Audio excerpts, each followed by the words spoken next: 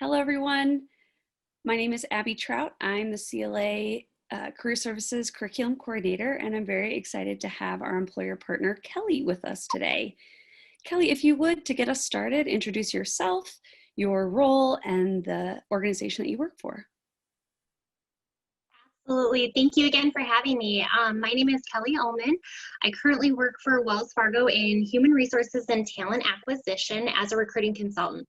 I typically support our Upper Midwest region doing the recruiting and hiring for our consumer banking, but given the current times, I am flexing to support different lines of business throughout the company. Thank you. And thinking about LinkedIn, how do you as a recruiter use LinkedIn for recruiting and hiring? Yeah, so I use LinkedIn regularly for recruiting and hiring. It is the world's largest professional networking site. In the past, many of us recruiters have typically used Indeed and Career Builder and Monster as our primary sources for seeking out qualified candidates. But over the last couple of years, LinkedIn has definitely evolved. And we're finding that we're getting a lot more higher quality candidates through Indeed. So depending on the different positions that I'm recruiting for, leadership roles, I immediately go to LinkedIn to source out candidates. So I will do a search based on different skills or qualifications and the location, and then I'll do outreach to different candidates that might be interested. We also use the job sharing feature, and so the company posts our jobs through LinkedIn, but then individually as a recruiter, what we do is share our job openings that we're actively sourcing or recruiting for on our personal pages. That way we can get it out to our network, and then many of the recruiters will engage in those different postings and reshare them so that they go out to multiple networks and can refer different qualified candidates to those roles depending on those qualifications. The other feature that I use pretty consistently is I do have access to LinkedIn Recruiter. It is part of the premium feature for LinkedIn, and it gives me access to candidates that I'm not directly connected to, so third and fourth connections, where I can send them a direct email based on qualifications. So very similar to the features on Indeed, where I can do like a Boolean search of different skills and qualifications and filter by location. It'll give me results of different people that their profiles match those search features, and then what I will do is I can put them into a project, and so it helps me organize the candidates that I'm either reaching out to, sending emails to. Maybe I'm connecting with them and they've decided to apply, so it really helps me organize the people that I am reaching out to and actively recruiting. So we use it for those two features, sharing jobs and then actively seeking out candidates. Very cool. What do recruiters look for in a LinkedIn profile? Or another way to ask that is, what stands out in a LinkedIn profile?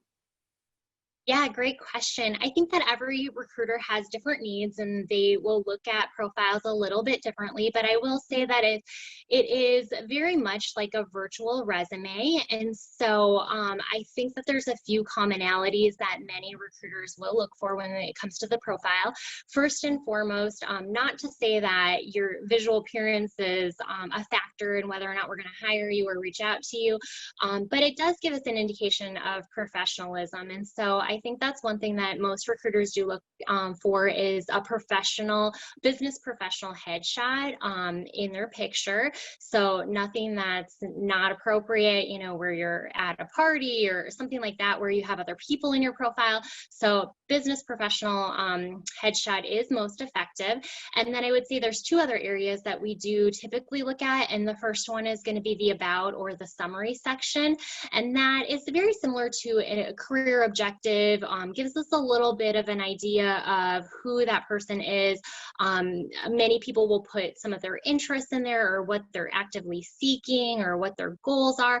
And so that section is really important. And then The next section would be the experience section, because again, we look at your profile similar to a virtual resume. And so that experience section allows us to see whether or not you have the skills or the qualifications for a particular role that we might be actively recruiting for. And so looking at that experience section gives us a snapshot of whether or not those candidates meet those qualifications. So I would say that the three most important would be profile, picture, the about, and then the experience section. Thank you, very helpful. And in terms of students making a LinkedIn profile, some of them may have previous internships or other sort of career-related experiences. Others might be more new to LinkedIn. Any particular advice or best practices that you have for students in how they can showcase their information or their experience on LinkedIn? Yeah, that's a great question. And I would say, again, every employer or recruiter is going to probably tell you something differently. I've worked with other colleges that do LinkedIn reviews, and the professors have classes where they go through LinkedIn and they'll tell their students something completely different than what maybe I would recommend or another employer would recommend. So I do think that it's a personal preference. But one thing that's really important is to think of your LinkedIn profile as your first impression for a potential employer or somebody that's actively seeking. It is that first impression. So you want to make a really good first virtual impression. So making sure that your profile is professional, again, picture professional. But then one thing, that I typically recommend is that to reflect a similar structure as your resume.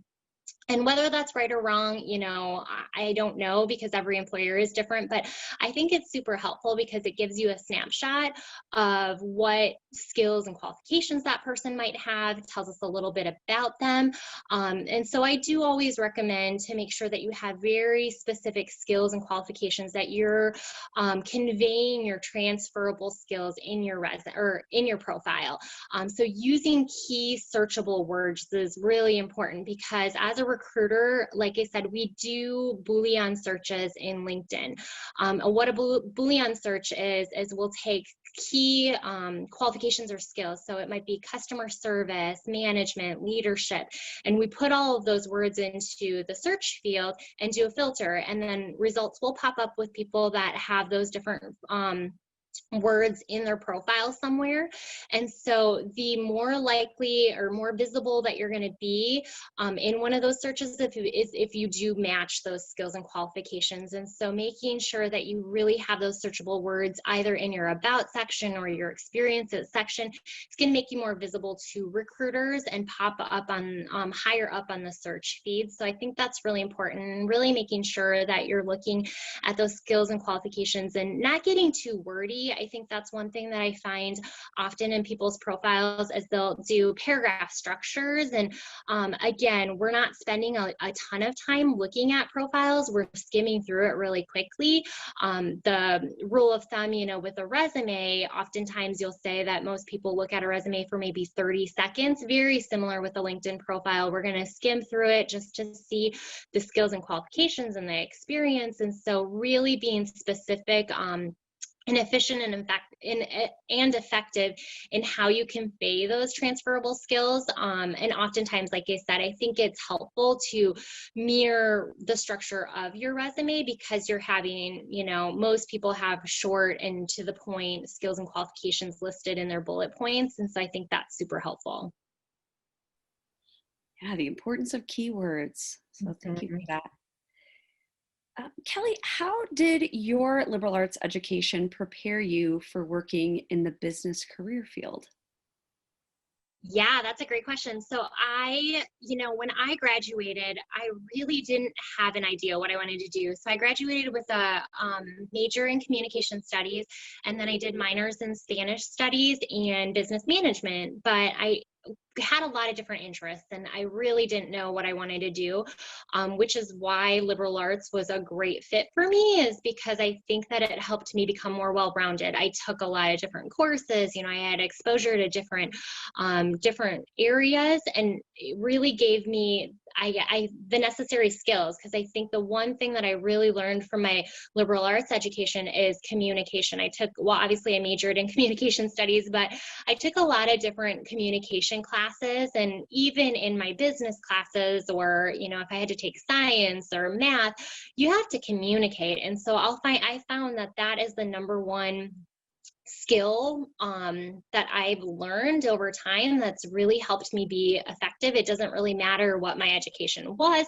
It's learning how to effectively communicate in different manners and being professional. So it's not just oral communication, it's written communication. And I think my liberal arts degree definitely gave me that piece where I learned how to effectively write and be professional in an email, and not use slang and different things like that, was super helpful. So just giving me that well-rounded education and exposure to different fields, so that way when I got out into the working world, I had options. I didn't have to I didn't major in finance, so it didn't mean that I had to go into a finance role. I had a lot of exposure.